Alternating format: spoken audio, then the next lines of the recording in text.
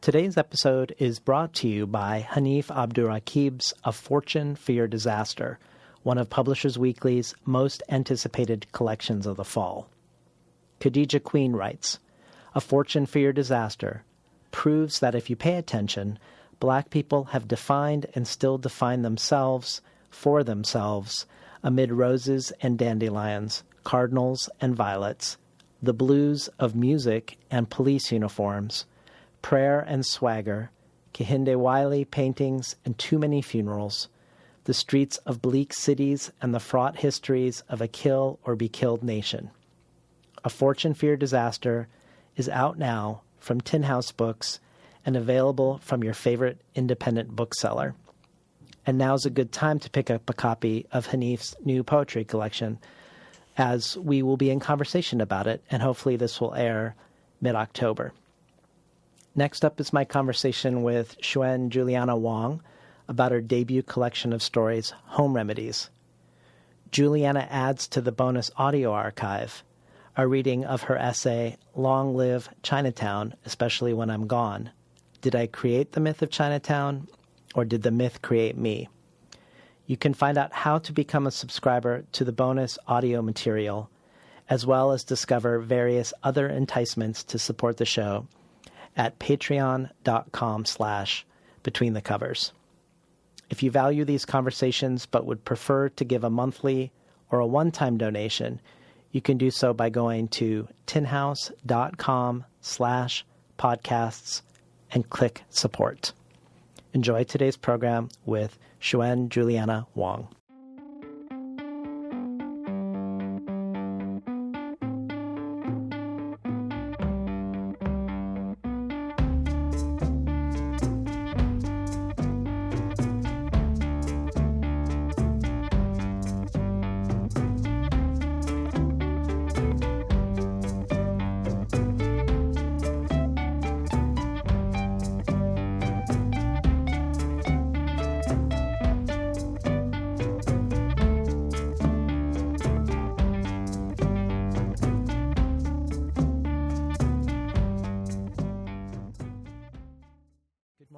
Welcome to Between the Covers. I'm David Naiman, your host. Today's guest is Xuan Juliana Wang. Wang earned a BA in creative writing from the University of Southern California and an MFA in fiction from Columbia University, and was a Wallace Stegner Fellow at Stanford University. She's also studied Chinese literature at Peking University in Beijing, worked as a translator for the Chicago Tribune and the New Yorker, taught English, produced commercials, and directed a documentary for Discovery Channel Asia. She has received fellowships from Yaddo, the MacDowell Colony, and the Breadloaf Writers Conference, among others. Her work has appeared in The Atlantic, Plowshares, Narrative, Gulf Coast, and elsewhere, as well as garnering a Pushcart Prize and being anthologized in Best American Non-Required Reading. Wang currently serves as the fiction editor at Fence and teaches creative writing and Asian American literature at UCLA. Xuan Juliana Wang is here today to talk about her debut collection of stories published by Hogarth called Home Remedies, named one of the most anticipated books of 2019 by many and one of the best books of the season by Elle, Publishers Weekly, The Daily Beast, and New York Observer. The New York Times says of Home Remedies, in these tough, luminous stories about destiny, fealty, belonging, and heartbreak, every good thing comes at a price. Each character gets something he or she wants, but only by sacrificing something he or she needs. Vice says, Wang places herself in the school of writing clearly about weird things. Her stories have the immediate oxygen burst of Amy Bender, the just strange logics of Deborah Eisenberg, and the intense alien curiosity of Mary Gateskill. Her fiction is chameleon quick and only casually surreal, just enough to stay true to the weirdness of living. Finally, Nylon Magazine adds, filled with characters who mirror the chaos and anxiety, exhilaration and despair, desire and fear of the world around them, Home Remedies offers searing portraits of millennial Chinese immigrants. Wang's shimmering words offer proof that even the most mundane of these lives have the potential to become something extraordinary, a great explosive talent. Welcome to Between the Covers, Xuan Juliana Wang. Thank you, David. I'm so happy to be here. So I want to start with the project as a whole of Home Remedies, because you've spoken about the collection, the 12 stories broken into 3 sections, as sort of mapping the 10 years of your life, your 20s. And I would love to have you orient the listeners to how you envision Home Remedies intersecting with you and your experience. So I began writing the first stories in my early 20s, and that was when I've wanted to know what made a family, how families come apart, and what I wanted from my family. And also just, I think that was just something I was obsessed with. So I wrote stories about that. And then in my, mid-20s, I was in love and was disappointed and had lots of, interesting escapades. And I wrote love stories. And I think by my early 30s, I was more, I had bigger questions about life. And I was trying to answer, or at least attempt to answer those.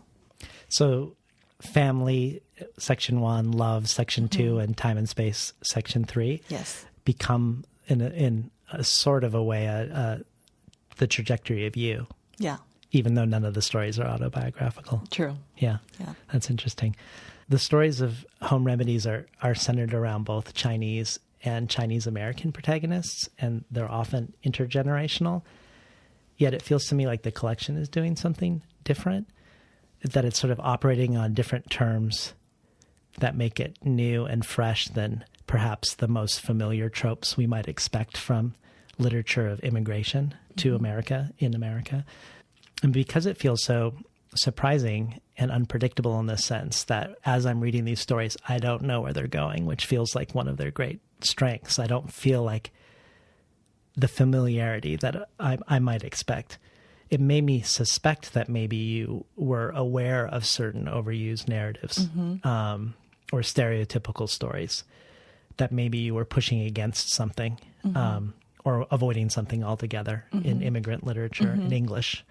And so I wanted to know if that was true. And if that was true, what maybe you could characterize what those things you were either trying to avoid or to trouble. Interesting. I feel like maybe especially since I've started teaching Asian American literature recently, so I've had to read a lot more contemporary Asian American literature. And I do feel that something is changing. Something is just the stories that people are telling, the characters that are coming up. I haven't read these before. They're not the stories I read when I was young. Certainly, I think I just feel like I had a very weird life.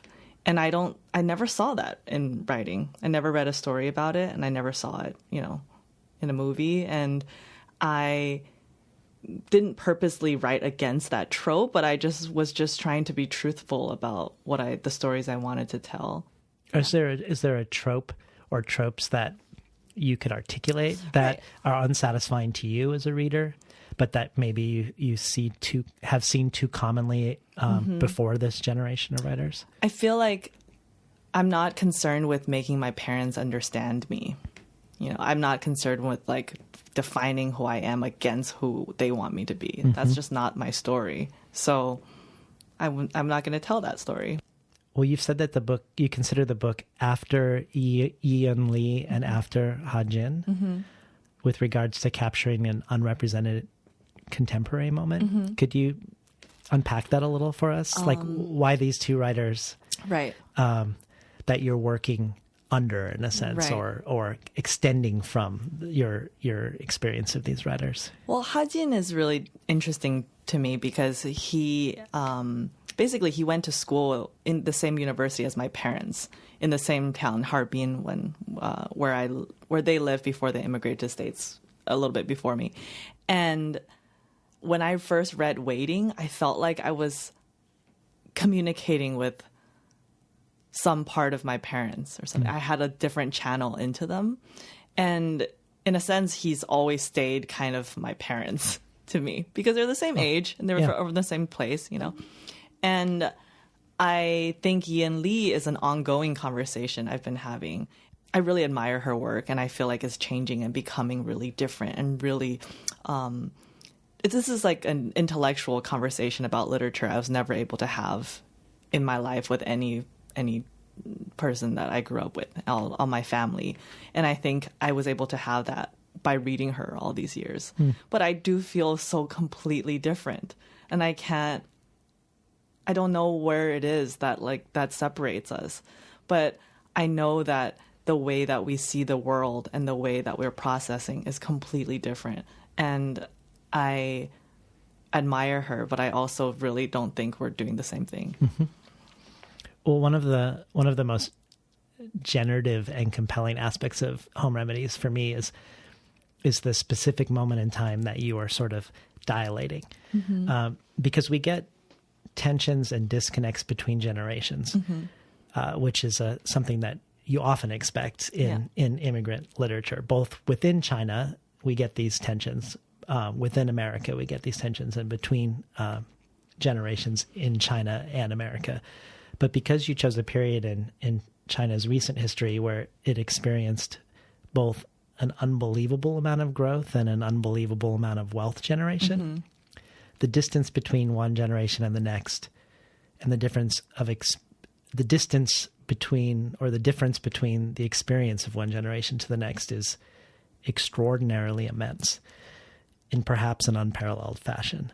Right. And I wanted you to maybe talk a little bit about that metamorphosis that many of these stories are capturing, right? And the distance that's creating between just one generation to the next because of the rapidness of the change. Right. When I came to the States, I was 7, and my mom had been here for 2 years. And I think when I left China, it was still very much like, I remember there was no more television after 10 p.m. Like the television was over, you know. And then I got to the States, and then we went to Disneyland immediately. Like, I just felt like this kind of change was, it. You know, if you talk about the uncanny or surreal, like that was surreal. And I feel like there's something about not growing up with your parents at a really young age and not being able to see them, which is also, I mean, it's immigration, right? That happens to people. So I was separated from my mom for 2 years. And I feel like it gave me, like, crystallized my memory. I just remember things. And I feel like I remember the way I felt all the time. And, you know, being sensitive and going through all this change, it made me really focus on that, you know. And I think for my what it gave me is, I think going through these changes and living through you know, as you said, like such hills and valleys of experience and wealth. And I think it gave me 2 problems early on. I think I had a really early existential crisis, and then I felt paralyzed by empathy for everybody. And what was the existential crisis? I remember, I think I was at Disneyland or something. We were obsessed with going to Disneyland. My mom actually always says that's the reason we moved to the States, because she went and she was like, I need to bring her here because this is, you know, it's that's wild amazing. And so nice, you know? So I remember, like we were at Disneyland, and I thought, like, if all of this is for nothing, like if we're all going to die anyway, why live? And I had this mad panic. And I felt like, because what I experienced in life already before that was just there was a lot of a lot of trauma, and it was a lot of fun, and also really warm, but just a lot of aching feelings and people that you don't want to leave behind and all this stuff. And I came here, and then I'm just supposed to be happy because I'm in this happy place. And I felt like I had a question, like, why? What is life for? Yeah, that was my first problem. Well, I mean, you're describing the sort of uncanny and surreal juxtaposition of the Beijing of TV going off at 10 p.m. and then coming to the United States and Disneyland. But there's also what you're capturing is the metamorphosis of Beijing itself. Right. So when you go back in your 20s, yes, it's not that Beijing. And No. I was there 20 years ago in Beijing, and I did not recognize anything that you wrote about in Beijing now. And it sounds like that's similar to when you were 7 and when you were in your 20s. Right. So I was curious about it. So I went to online to China Daily, and they had this, I'm just going to quote a paragraph that I think captures this really well. Imagine a group of people with more members than the whole population of the United States. A group that does not have to worry about loans or mortgages as their parents take care of all of that. A group that has only seen prosperity, and a group that is determined to have the best the world can offer. Meet Chinese millennials, a group that will not only reshape China, but also the world. Chinese millennials, those born between 1981 and 1996, number more than 350 million, or over 25% of China's population. They're the main drivers of the country's surge in consumption, with spending by those under the age of 35 accounting for 65% of total consumption growth. 2/3 of all Chinese passport holders are millennials. Over 90% of them have a smartphone, and more than half of all luxury goods purchased by the Chinese are bought by millennials. They are transforming every sector of the economy, from travel to education. Millennials were key catalysts of the total $115 billion spent by Chinese visitors on global travel in 2017, and those born after 1990 increased their spending on international travel by 80% in 2018. In education, 1 in 3 foreign students in the United States is Chinese, and many are paying full fees. Although Chinese millennials share characteristics with their Western counterparts, they are a different force altogether. They were born during the one-child policy, so became the center of attention for both parents and grandparents. Their families spared no effort in providing them the best education possible. Their financial needs were taken care of, and education became their sole focus. Moreover, they were born in a period of exponential growth, a time of endless opportunities and optimism. And I think that when I read that, that's amazing. It sounds amazing. Yeah, but it's also something you're capturing. And when you said at the beginning, I don't want to write about how my parents feel about my life. Yeah. And I get that sense when I read that description of China. I mean, you're not a Chinese millennial in Beijing, but there's also this sense of like the future is now, which I would also describe as one of the feelings of reading Home Remedies. The future is now. I feel like, I after we immigrated to the States, I went back to China every year. I don't think I ever missed like a single year. So I would always go back and stay with grandparents or something, and had my parents around. But in my 20s, I was my own person, and that's when I met friends, and that's when I kind of came into who I was and experienced life, as an adult person in China. I do feel like when I hear that, it sounds like there's more nuances to that, I believe. Well, to be fair, I just randomly picked that. Yes, but I think there's a lot of truth to it also. Yeah. Well, I mean, I liked the way you've described your experience living in China as in your 20s, because it feels like it's also an inversion of a stereotype. You said you felt more free to be whoever you wanted to be while living in China, much more so than living in Los Angeles. Yes. And in that light, you also said that in LA, it didn't feel like anything extraordinary would happen to you, but that in Beijing, it gave you permission to be any kind of person you wanted to be and to live an interesting life. I wanted to hear more about that experience of being in Beijing and the way I love the way you describe that experience, because that's the way that's like the American mythology, right? That you're using to describe China against the American experience, whereas most Americans would pride themselves in that being the experience of being in the United States. Right. I mean, growing up in the States, I grew up in the suburb outside of LA, in LA County. The school was majority it was like half Asian, half Hispanic. We knew where everybody was from, whose parents were from what. You know, it was very, and I was very aware that I didn't know anything. You know, I'm actually not from, I feel like most writers, contemporary writers, working right now, their parents immigrated to the States to attend college. So here, and so that gives them a kind of status into the society. I feel like for the people that arrived like I did in the early 90s, a lot of us, like my parents, they never got to go to school here. They didn't know anything. I didn't know anything. And it was I felt like very terrified my entire life. You know, I was just trying to do the right thing and trying to not embarrass myself or help them not embarrass themselves.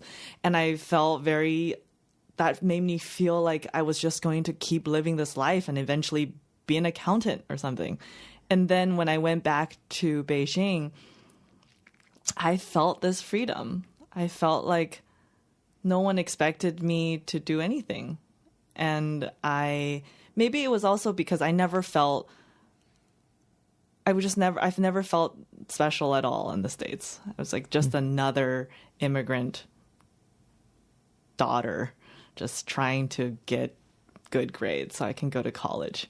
And then when I went to China, I feel like it gave me this, and I didn't deserve it, but because I spoke English, I could teach English, I could translate because I just naturally translated my whole life from English to Chinese and back from my parents. So, and that allowed me to see lots of things. And then I felt like I could walk into any building and not be afraid that people I wouldn't belong there. I could just ask. And I feel like only that has to do with finally being in a place where everybody looked like you. And also what you just said, like this place had changed. This place was full of opportunity. Mm-hmm.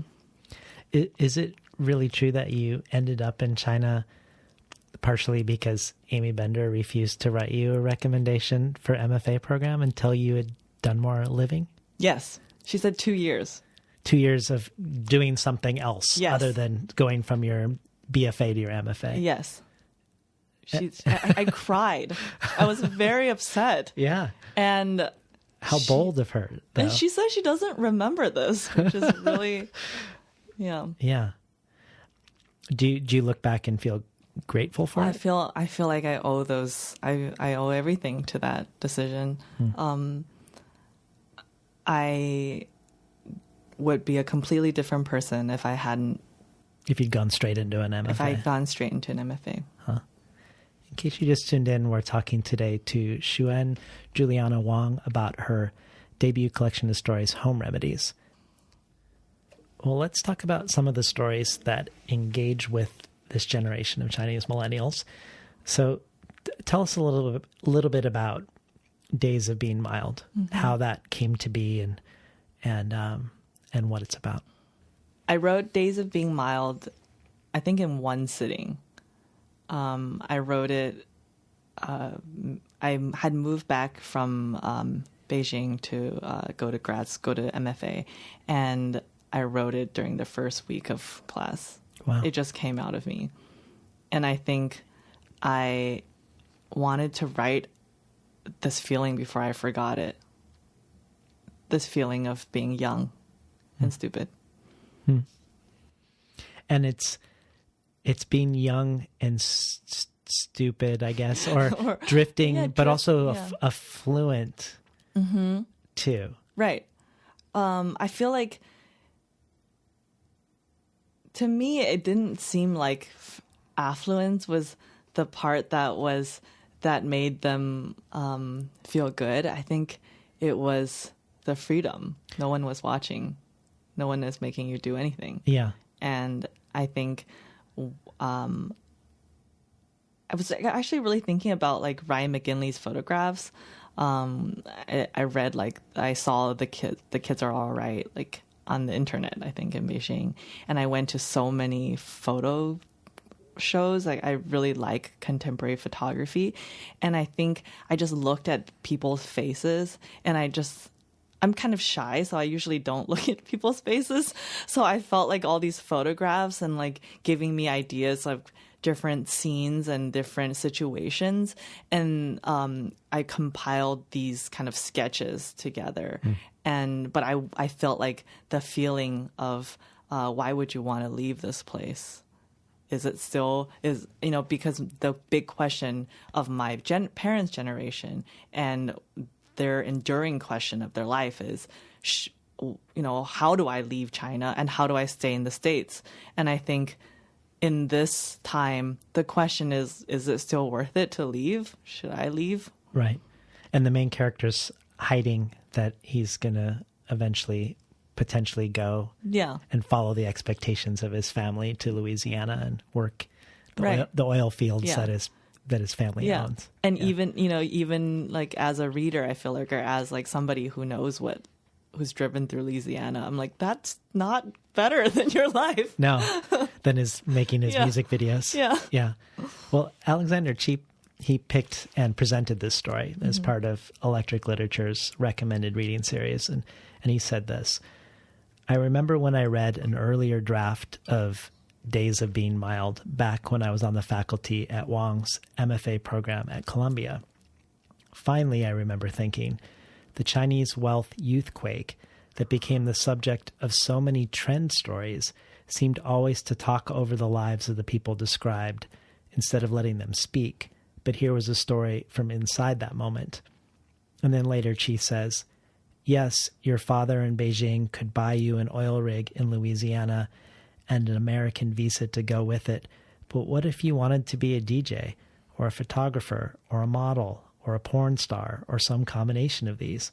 What if you had no talent but your urge to make art was an act of rebellion and valuable to you anyway?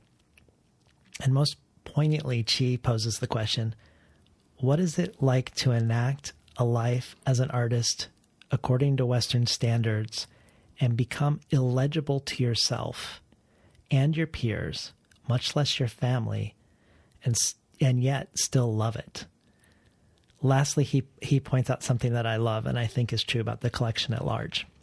He says, Wang brings her failed filmmaker and his self-consciously posed circle to vivid life in dagger-cut prose, allowing their contradictions and self-destructive impulses to flower in front of us, and their catastrophes become the real art performances they are capable of. So I know that was a long thing that I just read, but this idea that the character could be becoming not only illegible to his family, but to himself, and yet love it, it feels like a thread that runs through this book for me. Because there's a line in Days of Being Mild that goes, we've read Kerouac in translation. We are marginally employed and falling behind on our filial piety payments, but we are cool. Who's going to tell us otherwise? And similarly, this echoes in other stories. There's an exclamatory line in the story Future Cat, which follows a second generation Chinese American who's not interested in revisiting her parents' sacrifices. And it's just, she just wants to live, exclamation point. And it feels like the collection is sort of insisting upon the present moment or the singularity of it, even though that present moment has what's going on between generations and between situations. It feels like it's the immediacy of it. And I didn't know if that rang true to you, and if you could talk about maybe ways in which, if it does, the ways in which rendering that as a writer. I do think it's impossible to escape your past and where you come from. And it's impossible for a group, the Chinese millennial generation, maybe those of us that were born before 1987, everybody remembers what it's like to be a little bit poor. There is some memory.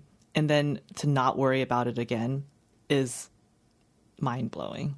And I feel that when I try to write about the present moment, I want the present moment to be real, because I feel like my experience of life is that way, right? I'm propelled forward and I find everything really interesting, and I want to be able to say something that hasn't been said before in a fresh way, but also I can't pretend like I'm not attached to this history or this family or these circumstances that have made me who I am. And I think that's true for every one of my characters. So I put them there, and then I want them to, I don't know, behave, like interact with each other and like throw things off course. And then I want to try to figure out why. Well, thinking about legibility and illegibility, I wanted to talk a little bit about language before we talk about more stories. Because when you moved to the States at 7, you've said that you didn't know how to say any words in English, even when you knew what they meant. And this made you very aware of language. And you eventually forgot Chinese and then relearned it in your early 20s, working as a translator in Beijing as a result. And you said that having 2 languages is one of the greatest gifts a writer can have. For example, that there are already a lot of stories innate in how one language says something versus another language. And I was hoping maybe you could talk more about that. The advantages of second languageness and the stories embedded in the differences between the 2 languages that you speak.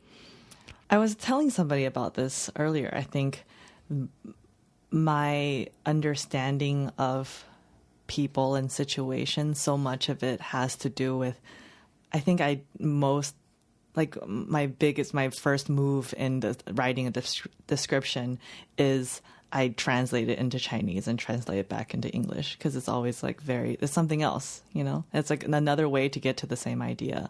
I feel like I love to read badly translated Chinese books. Like I can read in Chinese, but it's slow. So a bad translation it keeps kind of the idiosyncrasies of the Chinese, but just into English. And I love that. I feel like it's poetry, like on accident all the time. Yeah. And I could hear the Chinese echoing into it. I find that like I write that into my stories as well. Like as characters ruminate on that. And I think living in between, I feel like I can just easily switch back and forth between these 2 languages. And it gives me, it gives me more like, sometimes an interesting turn of phrase, but I think it also, because I don't exist in one language alone, I feel like I can, disappear and reappear, or like be a spy. I feel like I'm always like eavesdropping on conversations, or people are always asking me for help because I think I have the look of understanding, and I don't know how other people can. I wish everybody had it. I feel like you'll fall in love deeper, you'll sleep better, everything in your life is better. Well, you just said that you will take English and translate it into Chinese and then back into English. Yeah. And you've said before that you like to translate boring phrases in English into Chinese and then back again into English. So is that an actual revision process for you to elevate language in English, or to defamiliarize or make interesting language in English that feels like it's too flat?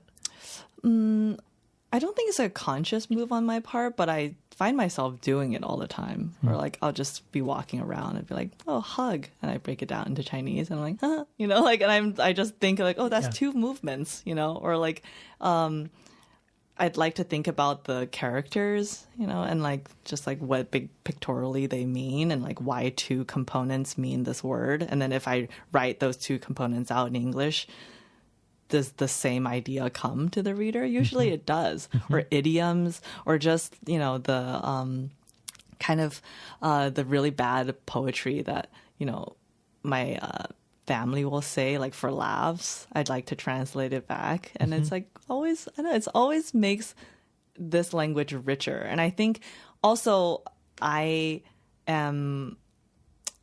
it's really interesting because I'm just a little bit bad at grammar.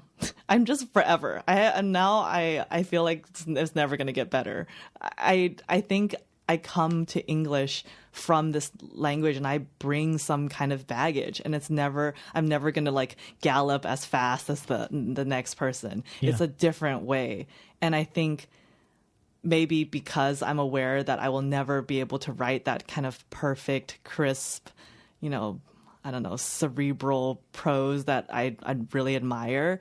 I'm writing something else, and I think the what that is this in between two language consciousness. Well, I picked out a little section that I think is probably one of the ones you're referring to when you say that your characters ruminate on language also. Mm-hmm. So if you don't mind reading a little excerpt, it's on page 32. More than anyone, Sarah is the woman who helped us all get over our shyness with and general distrust of white people. With Sarah, we learned many of her American customs, like hugging, and that took months of practice. Arms out, touch face, squeeze. We learned that Americans are able to take certain things for granted, such as the world appreciating their individuality, that they were raised believing they were special, loved, and that their parents wanted them to follow their dreams and be happy. It was endlessly amazing. We also learned English, realized how different it was to speak Chinese. We didn't used to have to say what we meant because our old language allows for a certain amount of wiggle room. In Chinese, we can ask, "What's it like?" because it can refer to anything going on, anything on your mind. The answer could be as simple as a one-syllable "men," which means you're feeling stifled but lonely. The character drawn out is a heart trapped within a doorway. Fear is literally the feeling of whiteness. The word marriage is the character of a woman and the character of fainting. How is English, that clumsy barking, ever going to compare? We've been listening to Xuan Juliana Wang read from Home Remedies. You've also said that you want to write stories that you could describe to your dad, who doesn't read English. Mm-hmm. And for him to be able to enjoy the stories that you're describing. And I guess I wanted to hear more about how you see your dad as an audience of sorts, how that might change or inform the way you tell stories. I feel like my dad is somebody who is not very patient, and he appreciates a good story, though. I think this is maybe relatable for a lot of people my age. Like, you run out of things to ask to talk to about your parents, with your parents. And I want them to feel like I want to talk to them. I just have nothing really new to report, and neither do they. So I used to summarize stories that I've read, from grad school on. I would just, summarize like a Maggie Shipstead, like her story that I just read in a magazine. And then I would feel his reaction. And because I'm verbally telling these stories, I know how important it is to grab an audience and to keep them interested. And I feel like in my storytelling, I always hope that there's an interesting person going through something interesting, and it's kind of funny and a little bit sad. In the end, something happens. And I feel like if I can get that, then my dad would listen to the story. Yeah. He wouldn't, start cooking or something. Yeah, I really love that. Well, I wanted to ask you about your name and the origin of your name, Juliana. We talked a little bit about this before. Just since we're talking about languages and two languages, Juliana isn't the name you were born with, which would be Wang Xuan. Tell us how Juliana became your name and why for you. My Chinese name had a really nice story that I was told in my life, that my mom visited the Forbidden City when she was pregnant with me, and she saw like a pavilion, and it was snowing. She felt really good when she saw this pavilion. It was really beautiful. And then the pavilion was something xuan, so like it had that word in it. He was like, "Oh, that's such a nice word. Like, I feel at this moment I'm going to name my daughter this word," right? And the word also has its own meanings. So I was given this story growing up, and I felt pretty good about my name. And then I came to the States, and I went to second grade, and no one could pronounce this name. Like, everybody was, and then from the person that worked in the library to my teacher and everybody around me. So she recommended to my mom that I get a new name, and we didn't know any names. So my mom went to the back of the Chinese English dictionary and read all the names out loud. And there weren't that many. I think there were only like 20 to 50. I don't remember. It didn't take long. Yeah. And she read it twice, and I picked Juliana because it was the longest. Huh. Yeah. That's it. That's it. Yeah. And here we are. Yeah. Well, before we leave the question of words and what they represent, one interview asked you an interesting question. They asked you what words you despise that have been used to describe your writing. And you answered, I don't despise this word at all, but Chinese feels like the most used description in reviews of my books. Yes, the characters are Chinese, but I don't believe their race or nationality is the most important or interesting quality about them. And in my mind, I link this to something you said in a podcast, but I don't know if I rightfully connect these two things. But you said, I used to say my writing wasn't political, but now I think that writing about Chinese people as people without making any radical statements about a culture at large is itself political. So I was hoping maybe you could talk about either or both of these sentiments. I feel very strongly about that. I think maybe because I've always felt like writing was mine, because it was the one thing that because my parents can't read it. I mean, my mom can, but I made her promise not to. It's just something that it's what I'm expressing, something real about the world as I see it and the things that I believe in.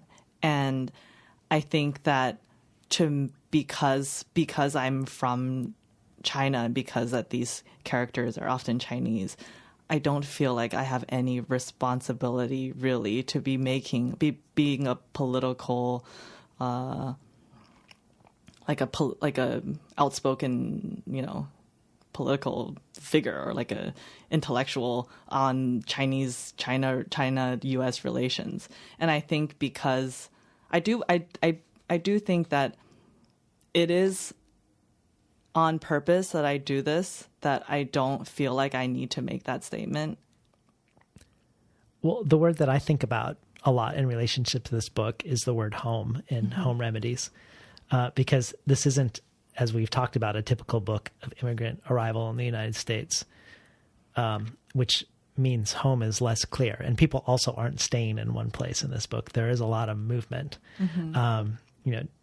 Chinese that come to America but then return to China, or Chinese Americans who move to China, or the newly rich Chinese who become so illegible to themselves that maybe suggest that you could lose your own home without leaving your home.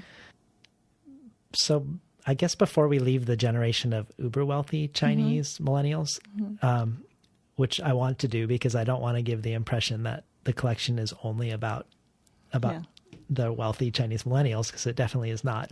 I did want to talk about one story about a group of rich Chinese teenagers who come to the United States nominally with the purpose to study. And when they're here, they commit a violent act and are able to use their privilege to escape consequence and flee back to China. And you've said both that you wanted to write the story with the coldness of Bret Easton Ellis, and also that the reaction to the story was super polarizing, that there were people who were angry at you for writing it. And I really want to hear about this story on its own terms first or second, but also your thoughts on why people reacted this way and how they reacted, and whether there was a deliberation or a concern for you about including it. I loved reading Less Than Zero when I was in grad school when I first read, and I loved the flippant interviews he gave, and because I'm reading it from the future, it was just interesting to me that he got to write about these people and people doing despicable things, and everybody liked it, and I felt like in my experience and what I see in life, like this is exactly what's happening right now. And I was surprised when I submitted it to magazines or I gave it, people didn't think of it that way. They're like, oh, this is so these kids are so nasty. They're like doing terrible, like it's like offensive almost. And I wanted these Chinese kids to be able to be so bad that it would offend people, but also I wanted people to be delighted by them, the way that you're delighted by a Bret Easton Ellis character. And so I thought about it, and I just doubled down. Did you change the story and make it more I feel like outrageous? Before the violence wasn't so, the violent act wasn't so explicit. And then afterwards I was like, no, I'm just going to double down. Yeah. So the polarizing response wasn't necessarily from the Chinese or Chinese American community specifically. I don't think I'm being read in the Chinese American community. Do you think there's any like gender hypocrisy, like that Bret Easton Ellis as a guy can do that and not, and people enjoy it? Perhaps, probably. Yeah. Yeah, I don't know. I really enjoyed writing that story. Yeah. And I feel like anything that I'm really enjoying or it makes me cry or something, I know that it's real and I need to keep working on it. So when this story came out, even when it finally got published, I was really happy. I was just hoping somebody would read it and feel something. Mm-hmm.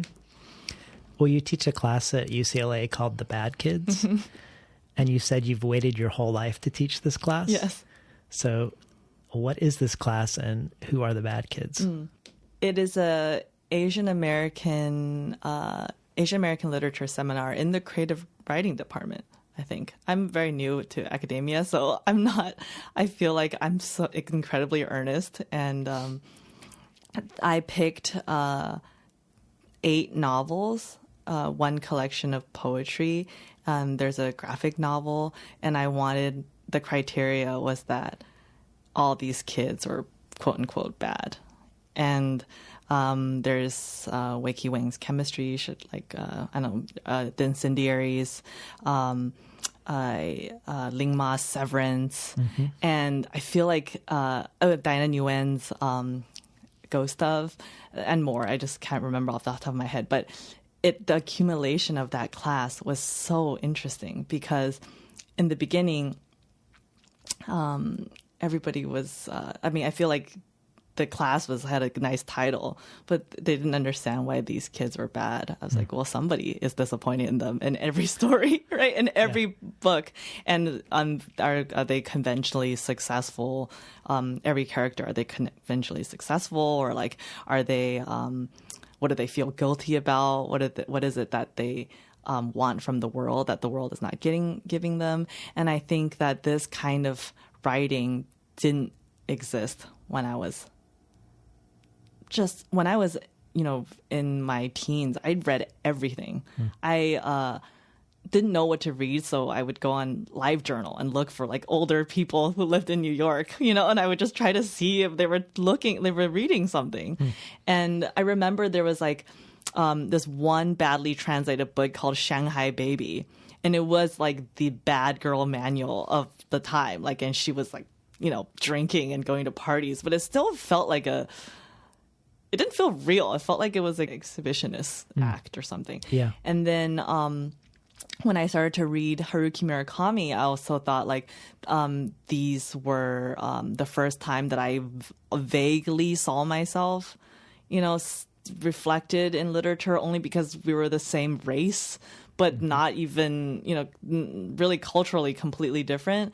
And I think now I told my mom that like when I was growing up, I looked around when I looked around my classroom, I was thinking one of these kids, these, wannabe gangsters, like this guy that sleeps all day, like he's not going to become the model minority that everyone says we are. Like this guy is not gonna make it, and I thought like, well, one of us is gonna start writing movies and we're gonna start being rappers or like, making cultural content. And only when you're part of the culture are you really part of the cultural consciousness. And I think when I by saying that I wanted my whole life to teach this class, I really meant like I was like waiting for all these bad kids to grow up to make art so I could read it and talk about it. Yeah. And it happened.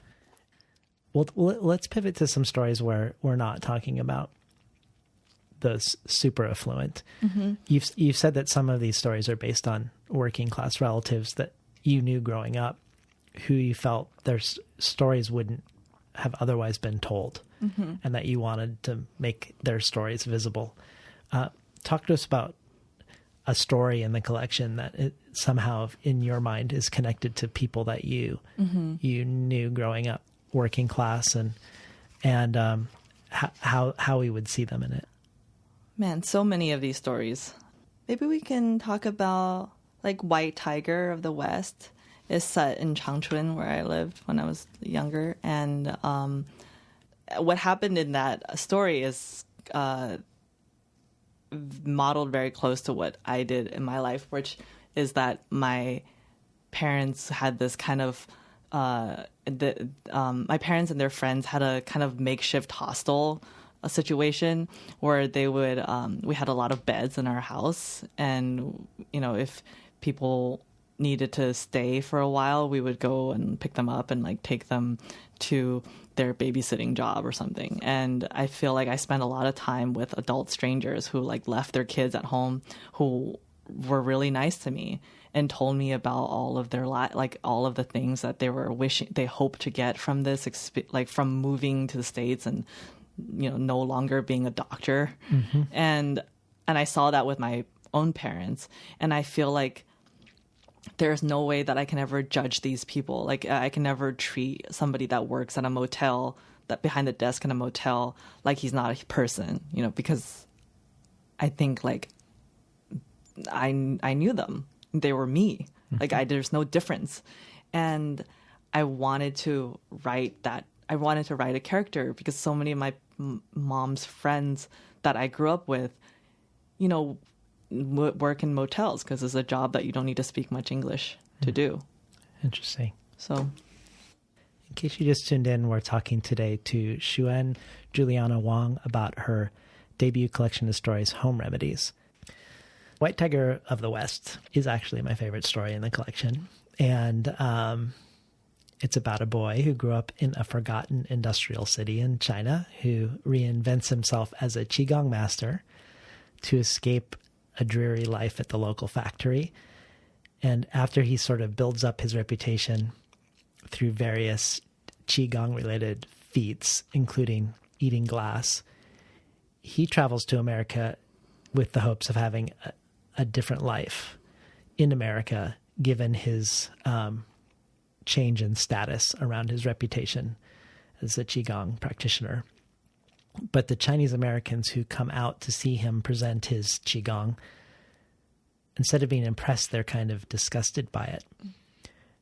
And that's true for most everyone in the story but a little girl. And she's a Chinese immigrant child. And this act of eating glass by this Qigong master captures her imagination. So it feels like at the same time that our Qigong master is failing at his dream, his American dream, and failing to find home in America, even among fellow Chinese in America, and especially among the fellow Chinese in America, the trajectory of the girl has changed in a seems like a significant and fundamental way, as if she's found a taste of home in this perhaps fake Qigong master. It's sort of as if his dream becomes her reality or of where she came from. It's like, I think of that as the home remedy. Like, I don't know if the home remedy is real, but I love that she sort of gets a home remedy. Like her real encounter with this possibly inauthentic Qigong master is an authentic encounter of home for her, who now lives in America. I guess I was hoping maybe you could talk a little bit more about that. Because this story is just amazing. It's both really funny and it's super heartbreaking at the same time. It's funny because when I wrote it, I wanted to write about Changchun because I It's also the movie The Farewell that came out recently is set I haven't there. seen it yet. Yeah, it's set in this town that I grew up, this place. And Is it a good movie? I think it's a good movie. You do? Okay. It's very real. Okay. I feel like they exist in the same universe. There's all these. Anyway, I lived in Changchun. My parents dropped me off there when they had to immigrate. My mom immigrated. So I was just living with my grandma and grandpa. And I felt like a wild child at that point. I remember, I was just thinking about this. Like, I remember all my clothes were like covered with like snot. I was like in first grade or something. There was like not enough, my grandparents weren't used to taking care of a little kid. So I was just there like in the snow running around like through like glass bottle factories and like just doing whatever kids were doing. And I didn't even really know the kids. I just got there, Yeah. And I remember like being there. I was always afraid that I felt like there was a big, like a hole in like a manhole that was broken in the middle of the street in front of my elementary school. And I pictured it getting bigger and bigger. And I would be worried about that people would ride their bikes into it. Like I wake up at night and be scared of that. And I felt like that I can't prove that it happened or not. There's no one to give me any other context to my life back then. But I feel like Changchun is a place I always felt like anything could happen. And I maybe also because my grandparents, as with every old person of this time, practiced Falun Gong. And I used to see them doing like catching energy and like moving it around and stuff all the time. And, they came to the States and they were doing it. And then suddenly, the government said like, it's bad, right? It was bad. Like they weren't taking their medicine or whatever. But suddenly it was out. No one did it anymore. And I felt like they had such loss. Like it gave them so much purpose. It gave them like a belief that they were taking control of their lives and that there was something magic in the air for the first time. And I felt like I was trying to get at those. I remember these feelings, like, and I wanted to make them into a story, as I say, about an interesting person going on an interesting journey. And where that story crosses with the little girls, I felt like I wrote that line and I was like, that's second half. Like I'm going to write like if any time of in a story of an extraordinary man, there's a woman. Right. And I just wrote that into it as I was drafting it. And I was like, oh, now I have to do the second half to see where it goes. When you say that Falun Gong ended up being bad and they needed to stop, but isn't it, tell me, is it possible to be doing Qigong without doing Falun Gong? Though, that's right? definitely, yes. So yes. they couldn't have continued doing Qigong? They believed, in the more general sense? They believed in Falun Gong because it was like a pseudo-Buddhist. I'm scared to talk about it, actually.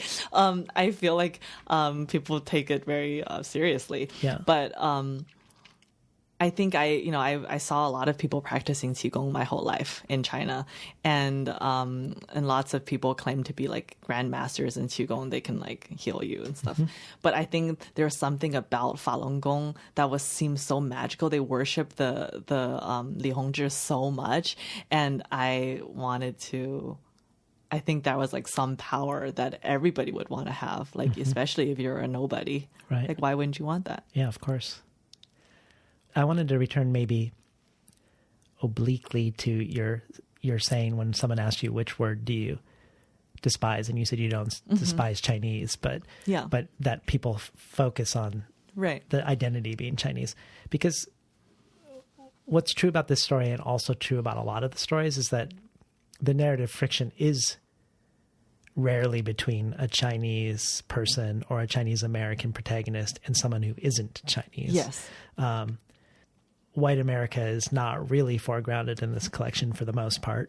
We get the awkward interaction between a Chinese actress and an internet star who comes to the U.S. and stays with a recent immigrant from Beijing whose lifestyle seems exotically bohemian to her. And in another story, we get a rich Chinese owner of a factory who tells one of her poor employees that she'll make him wealthy and set him up for life in America under the condition that he marries her daughter with Down syndrome. And I just wondered if this was by design, that you wanted these stories to be between different generations or iterations of Chinese and Chinese American identity versus a story of Chinese immigrants up against the larger white American culture they're entering. I feel like there's enough stories about that. Yeah. There's enough stories about immigrants coming, into friction and conflict with white America. And I think, I just didn't want to, I felt like I already heard that one. Well, when I think about the girl in the Qigong story who has a real, authentic, transformative experience from something that's performative and perhaps not entirely authentic, it made me also think of your essay, Long Live Chinatown, especially when I'm gone, that you wrote for The Cut. In that essay, you asked the question, did I create the myth of Chinatown or did the myth create me? And sort of like the girl in The White Tiger of the West, you are formed and transformed by something imaginary or imagined. In this case, the show Beijingers in New York, which became indistinguishable from your actual memories or part of your actual memories. So talk to us a little bit about that. Because you do play with this, the real and the imagined a lot in this collection. Right. Talk to us about this show in relationship to your self-conception. Watching that show was one of the only things I remember being really excited about when I first got here, because I didn't speak English. I couldn't understand television. So we got these VHS tapes from the local Chinese video store and watched it as a family. And it was about Chinese people in New York. So I feel like the star of that television series, Xuan, is he's like Tom Hanks now. He's like really famous, but back then he was a kind of a new and like a rebel. I remember. I wrote about it in that essay how I saw that what his life and the things that he was able to experience were so different than what my dad and his friends and were able to experience, because there was the real pressure of just living, of making money and doing any job, no matter how much it's boring or it's below your station. You just have to do it. And I feel like this guy in this TV show managed to escape that. And in my mind, I thought you had to be in New York for that to happen. Not anything else, and then he, I think, so in a sense, I think that myth of Chinatown created me because I feel like it drove me to want to live in New York, and it drove me to want to pursue art, to try my hand at it, even if I had no expectations of it working out. I just felt like I saw somebody do it, so maybe it's possible. Also, Mott Street in July, the first story in the book, which is kind of, I feel like that essay I wrote for The Cut was all the leftovers that didn't make it into the story. Oh, really? And I was writing this story living in this apartment and on Mott Street, and I remember thinking this is the second part of that White Tiger of the West story, because I felt like as little kids, you always want to believe that your parents are more than they are, or at least I felt that way. And I really wanted to think that there was something I missed or something I didn't understand, because otherwise I pitied them too much. A part of me did. It seemed like what they were doing seemed like too much sacrifice, knowing that you just get to live once.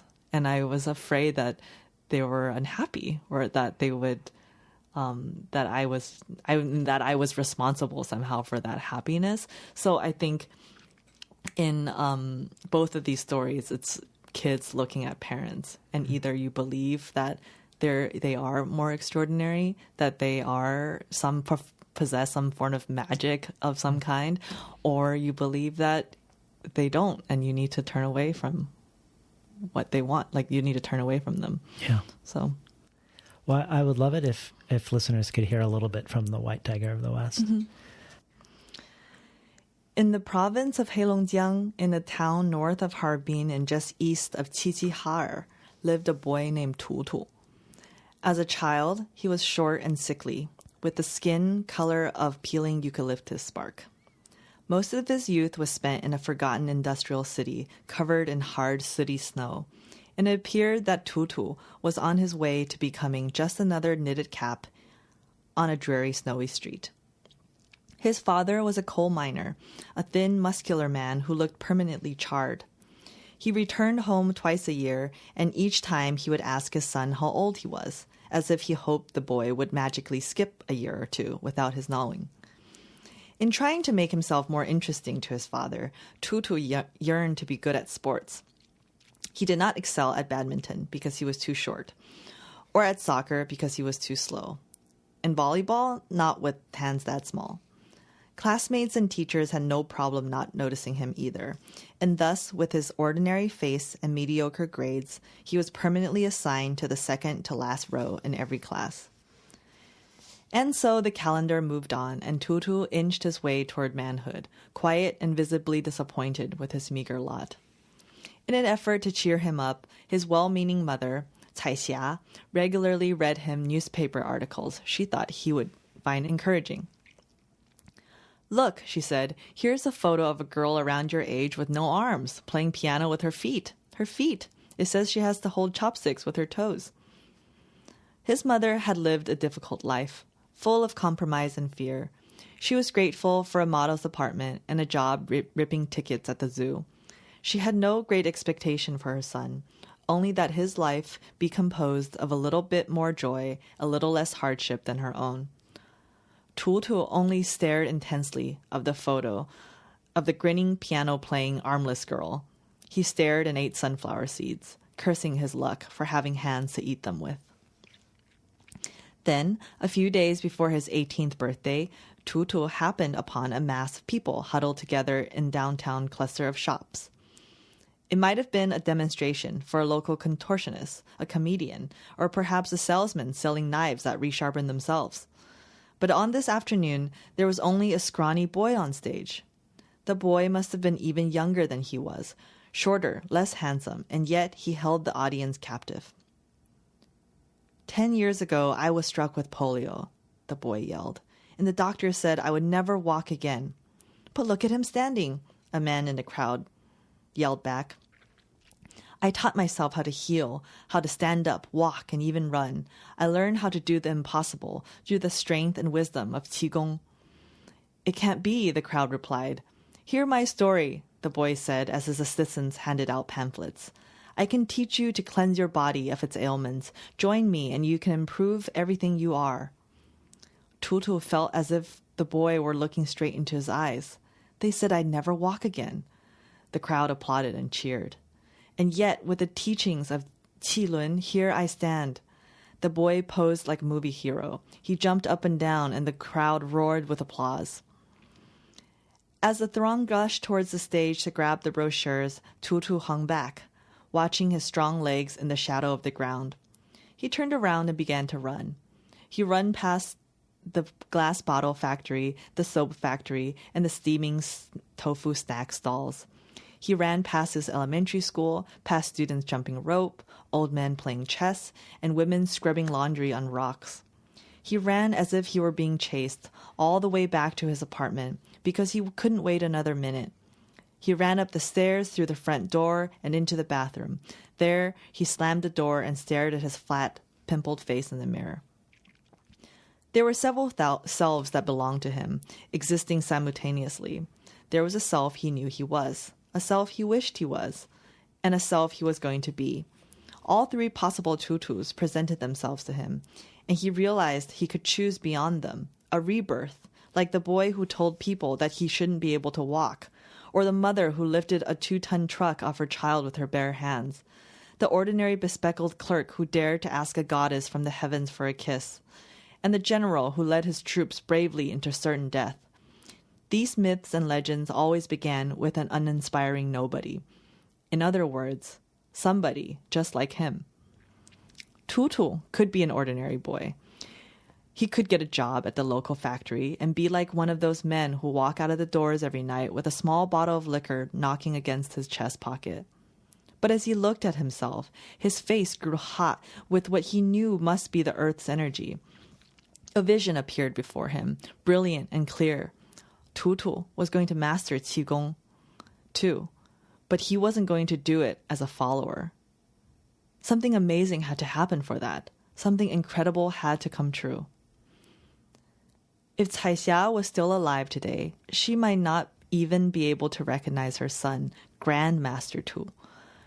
His appearance, with his smooth skin and thick caterpillar-shaped eyebrows, is one of cultivated tranquility. His unextraordinary face, suspended above a lotus, had been printed on hundreds of laminated posters. His followers say Grandmaster Tu is the perfect balance of fox and weasel spirits, and is so completely engulfed in qi that his body's vital energy could be described as equal to that of a large flame. We've been listening to Xuan Juliana Wang read from Home Remedies.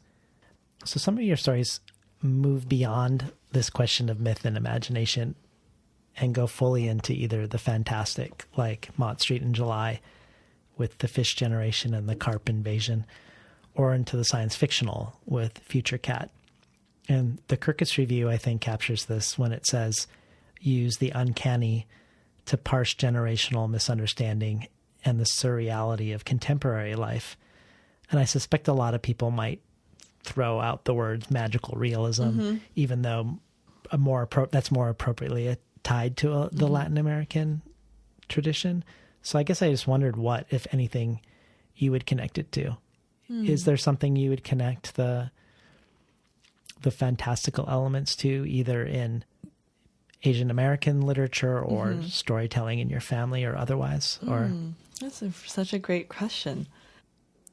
I don't know. I guess I'm a student of Amy Bender, the first person that taught me how to write the surreal in a real way. And it is a move that I think I like to use, because I feel like real life sometimes, those stories were written later on in the process of writing. And I think that those are the stories that made me realize that real life became surreal. And there were so many inexplicable things that continue to happen to me and to people I see. And I don't believe that there is nothing else beyond reality. Yeah.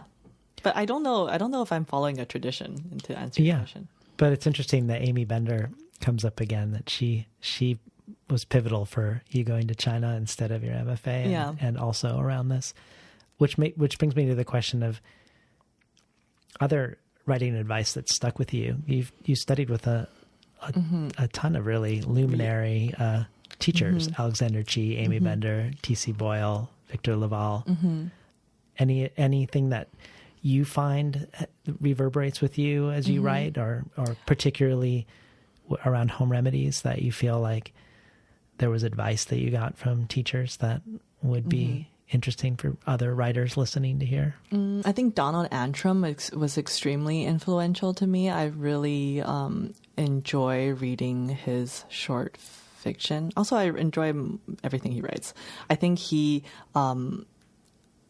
is always telling us to describe things in concrete details and to put a character in repose before you have them go off into backstory. And there was just some moves that I did to kind of keep reality in place while extraordinary things are happening, that Donald Antrim definitely, he just described it really well. And I feel like it's something now I can use. Tobias Wolff, also, I don't know I'm not really sure what he, I don't know if he taught me anything in person. It's just maybe because I was such a fan of his before studying with him, that there's something always so emotionally wrought. Like there's I feel the intensity of the emotions in the story. Like he's not afraid to ever hurt himself and hurt the reader, you know? And I think that's something that I take and I try to do. And is there a place to start with Donald Antrim for that you would recommend for people who haven't read him? The place to start. Maybe start with the memoir. Okay. So you get a setting of who he is. Yeah. And then the short story collection, the Emerald Sky. Okay. Emerald Pearl in the Sky. I'm so bad with. Well, we mentioned Future Cat at the very beginning of the show, just the exclamation, she just wants to live, as an example of a character wanting to focus on the now and the future versus the past. But you've talked about an app called Future Me. Mm-hmm. Yes. That you use this app to write to yourself in the future.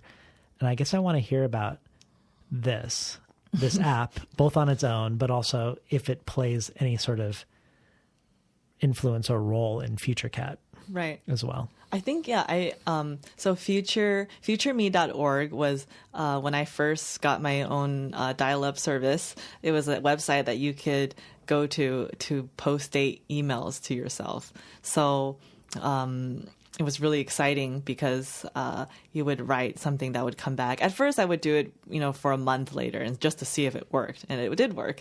So then I started to write myself emails into the future during every night before my birthday or before the new year or before graduating from high school, and I would post date it 5, 10 years, 15 years into the future. And I think maybe I was always obsessed with the future. I was always I just wanted to. I think the conceit behind Future Cat, the story, is that I always feel like I can look back in time and I can make sense of things as happened. I feel that way as in my life, and also writing is like that. It's putting distance, putting time between something that I can't seem to explain in the moment, or something that I can't really make peace with or understand in that moment. And then through time, it's always getting better. So maybe I'm always looking forward, and then I hope the future will come back and tell me it's going to be okay. So I wrote all these emails to myself in the future when I was... And were they this way, reassuring emails to your future self so that you were fulfilling your own wish that you'd be reassured? I feel like they were actually just very, very... I asked myself if I was going to be a writer. I tried to there's a lot of... I feel like I was reprimanding myself, and a lot of them feel like you're hanging out too much and you're not actually doing what you said you were going to do. So I hope you still make it. Yeah. I think I didn't realize that I had written these Future Me emails until I think I got one right before my reading in LA when the book came out, and about something not related. And then I searched through my email and found all of them. I don't know. I'm somebody that is very anxious about the future, and it troubles me. So I'm trying to make it better.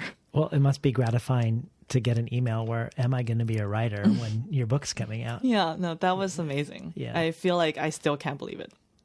Well, you've said that if you had written Home Remedies in Chinese, it would be an entirely different book. Yeah. I want to hear about that, but I also... In light of that, you were recently on a Chinese language radio show in Southern California, and I was curious how it differed than the typical publicity you've been doing in English. Right. How the conversation and how you in that conversation was different because you were speaking in Chinese to someone speaking in Chinese.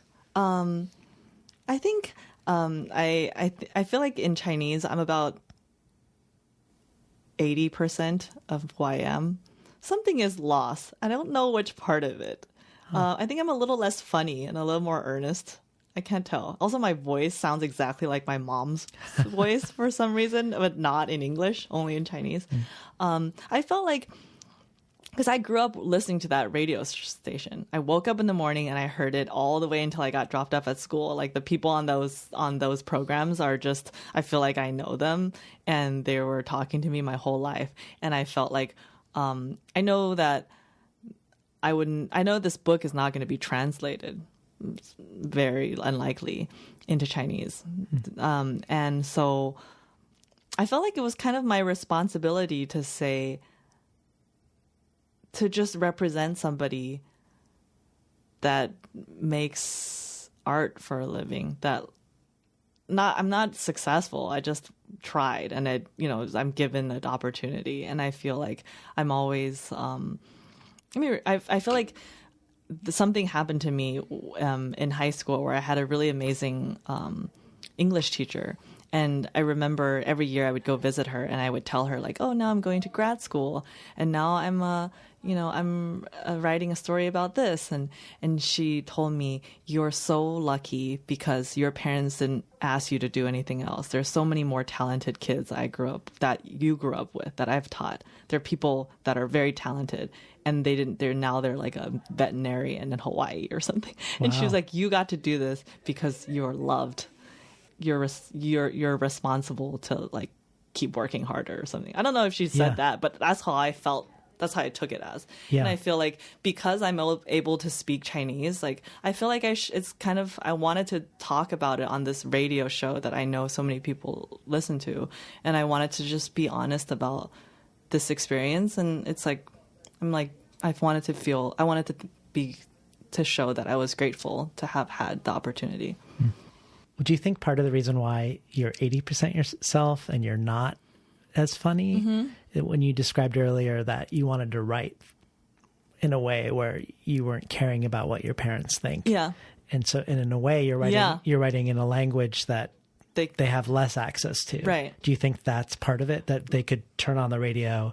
Yes. And then all of a sudden it's your family and their friends can all be listening. Yeah, I didn't tell anybody to listen to it. I was like, no, I didn't. I just was like, I would just go on there and try to be myself, and then that's it. Yeah.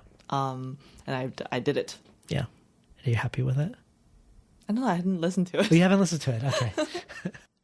All right. So while we're talking about language and audio and identity, you have this really interesting story about your audiobook. So I was hoping maybe you'd share about Home Remedies, the audio version, and your enthusiasm for it and why. I think this is the most, in my opinion, I think the Home Remedies audiobook is the most amazing audiobook I could have ever imagined for myself. There's 12 actors reading the 12 stories. They are all of Chinese descent. And I got to choose them all based on, they recorded parts of my stories at home. And the most exciting one was, at first, when I knew that this book was going to be made into an audiobook, I wanted my friend Lawrence. He's like an actor in LA. He's a show on Netflix right now. And I asked him to send an audition for this role, the For Die to the Max, because that story is set in the around the high school that we grew up. I felt like he was in that story, and I couldn't picture anybody else reading it. So that was amazing. And it was his first audiobook. And then from there's a lot of other people that I kind of chose by name too. The person who reads Days of Being Mild is somebody that I think I used to follow on LiveJournal or something. Just another Chinese American actor in LA. There's just people I was looking for the feeling that I wanted from each story. And I think it's like, some are better than others. Like I think Matsuin July, Elaine, her name is, she read it exactly the way that I wanted it to be read, like of a girl who's grown up telling me the story of something that happened when she was young. And I think I didn't think it was possible that there could be like 12 different Chinese American voices like reading these stories. Yeah. Nobody had a weird accent. Did you say they recorded at your house? No, they recorded their auditions at their houses. At their houses. Yeah, so I got to, it was like they were just people out there reading a piece of my story. Yeah. And so they're all doing it in their homes. Yeah. So their home remedies are there. Well, like that was the audition, and then they went to the studios to record it, and then I had to clarify all the pronunciations. But the producer who put it together, I felt like it was just above and beyond what's necessary. It made it such an experience. Yeah. And I'm I think it's real. I'm so grateful. And I think the listeners would appreciate having a different voice each time a new story starts too. Yeah. Because they're so different. Yeah. So I was going to ask you if your next book would be a collection structured around the decade of being in your 30s. Mm-hmm. But I read that you are contractually obligated for your next book to be a novel. Mm-hmm. Yeah. Is that true? It's true. Yeah. Can you talk about your novel project?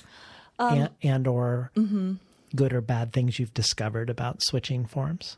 I have been thinking about my novel a lot. I've been really afraid of it for a long time. And then recently, I don't know, something happened. And I feel like I've said many times before, like, I think I never expected to have to really publish a short story collection. And I was so happy that it happened, that before I turned it in, I really tried to put everything in it. I felt like if this is the last thing that they're ever going to publish that I know how to write, then I want it to have all of the elements that I love about short stories. And I want to show, like, all the different ways that these stories can be told. And I wanted them to be really different from each other. And then after I did that, I feel like I sat with that for about a year. And then I'm like, oh, I really want to I feel like settled enough to write a novel. And I think I've had a lot of failed novel attempts in the past. And I always think the problem was that maybe part of me thinks a novel should be like a very detailed scroll watercolor painting, the kind that used to hang in in important places growing up. And I remember every time I saw those paintings with the perspectives, and I would think every day I can come to this painting and find something else I like about it. I would notice that there's a little fish jumping out near that rock. And, I would notice that these two people are sharing a secret, and there's all those details would be real at all. It would be super flat, and the perspective would be 100. And I think I was trying to write novels that way. I thought I had to paint everything. It had to be like Anna Karenina or nothing, That's what novels were. All right. And now I think sometimes it's good to just, for me, it's going to be good enough just to deliver this truthful feeling, So you have an idea. Oh yeah, I'm writing. You're writing it. Yeah. Okay. Yeah. The feeling of that kind of complicated life is enough for me, rather than having to draw out all the details all at the same time. Yeah. Well, I really look forward to it. Oh, I'm so glad. Thanks for being on the show today, Juliana. Thank you so much. This is an incredible experience. We're talking today to Xuan Juliana Wang about her debut collection of stories, Home Remedies. You've been listening to Between the Covers. I'm David Damon, your host.